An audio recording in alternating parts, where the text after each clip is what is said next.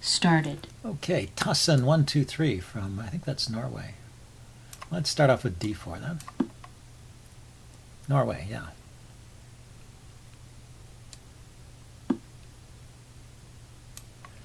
D4, d6. Okay, I'll put another pawn in the center.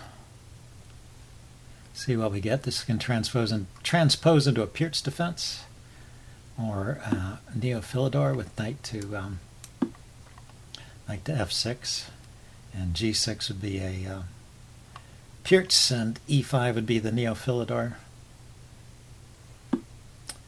And that is something else, e6. So that opens up this diagonal. So f4, which I play against the Pirc, or could play against the Pirc, is not so attractive here. So once again, I'm going to end up, well, let's get the bishop out first. I'm going to end up playing knight f3 here and blocking my f-pawn. Okay, so what do I want to do with the bishop? The bishop could find a home back on g3. I guess that's okay if he wants to keep kicking it. Doesn't have to kick it. The knight's not actually pinned here with the bishop there, so. But maybe he wants to avoid the trade of bishops somehow. He wants to be able to move the knight without fearing the trade of the bishop, I mean to say. Maybe that's what he's thinking. Yep. So he's unpinned. He can push on all the way to g4 and make me move the knight. But this pawn would still be defended.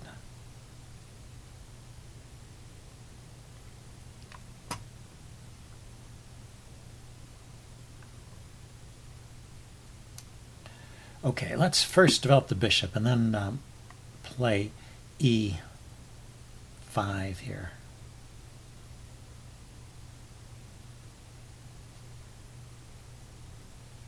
I want to clarify the situation in the center a little bit so I can figure out where to put my pieces and even which side of the board I want to castle. As it is, I can still castle queenside because he hasn't. I haven't pushed the c-pawn. Okay, the knight can go to h4, but it would be a target there, wouldn't it? Let's drop back with the knight. Okay, I think I am castling queenside here. Queen e2, castles queenside, pawn to e5. Yeah, so he plays e5 first. So if I take,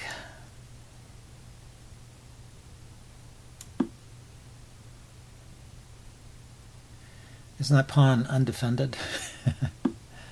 Can't I just take with the bishop and get a nice pin here? Is there some trick with the queen? Do I have any undefended pieces or king subject to a check? I don't see it. My pieces are all defended. The king has no open lines to him where he could be checked.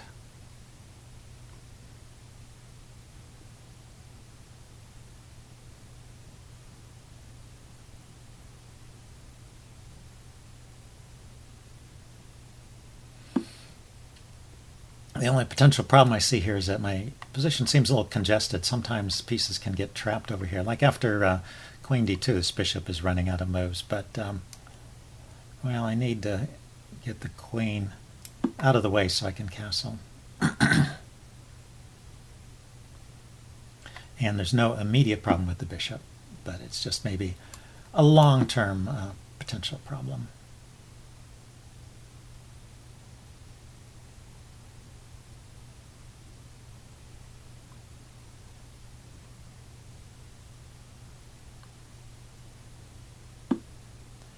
Yeah, he can kick the bishop back. Do I want to retreat? I guess, yeah, let's... the bishop could go here. Yeah, maybe that's a little more active. It's looking at this pawn over here.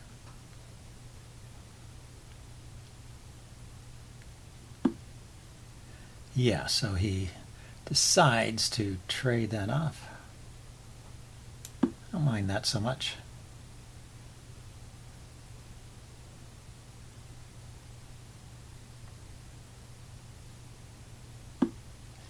And I'm just going to move my king to b1. It's a little safer there. It's off this diagonal. So this knight is free to move, and this pawn on a2 is defended by the knight and the king now. So the knight's not tied down so much.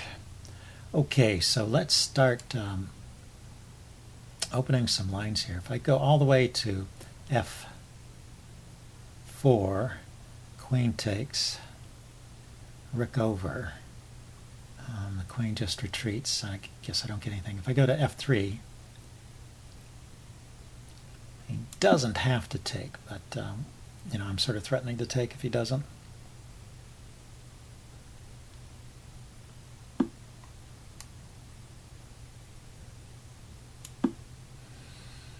Well, that was one of the pieces I was worried about, being all congested. No, it's not.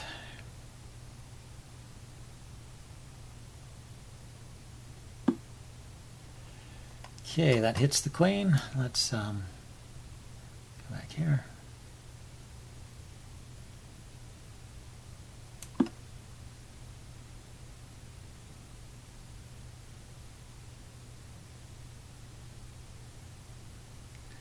Maybe rook to f1 and then push the f-pawn forward.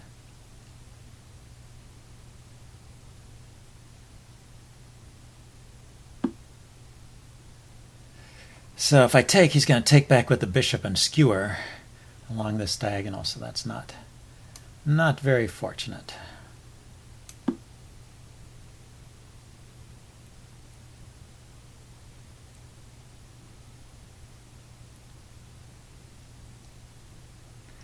f4 does keep the position on the king side a bit closed, so it's not maybe not that great. But on the other hand, it now this is what I was hoping for. When he takes, it opens up the g file, so immediately there's a threat of rook g1 here.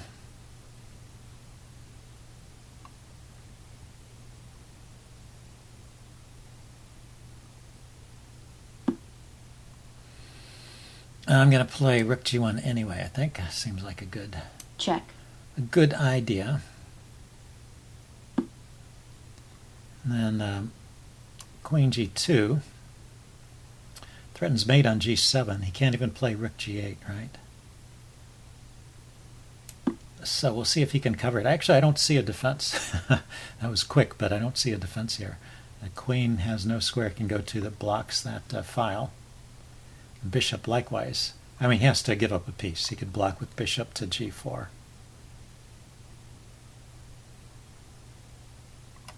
And the rook over, I just take it. The queen goes to f6 and guards g7. That's true. Okay, so now he can't take the f-pawn.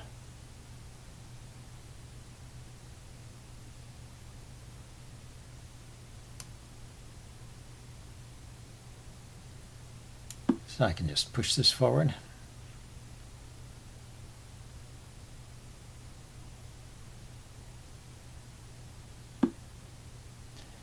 And he went there with the bishop.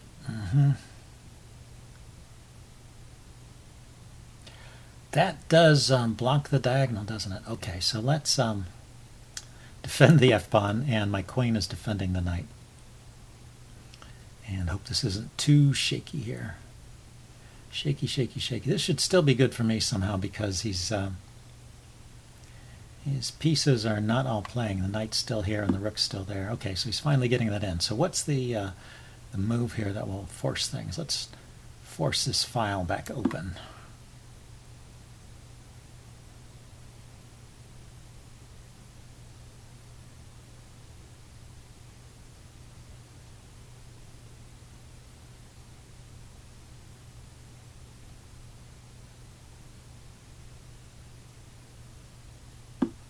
Okay, retreated the bishop. Now he can play rook to g8 because he's got two rooks there. So how's the best way to handle it? Maybe I'll take a look at this pawn on h5 here, see how he wants to defend it.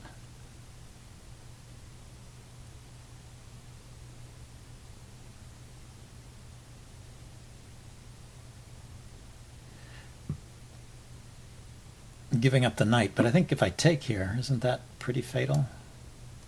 Check.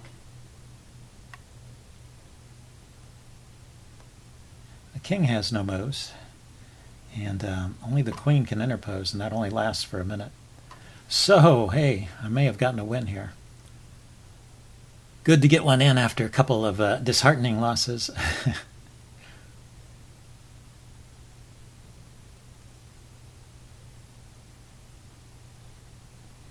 Yeah, he's still thinking. I don't see a move.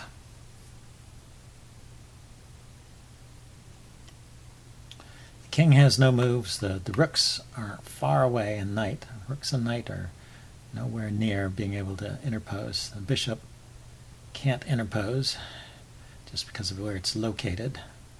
He's in check, so yeah, only legal move would be queen to Black resigns. Queen to h6, which would be met by queen takes queen mate. Okay, well, interesting game. I will upload this and do a post-mortem. See you guys later. Bye.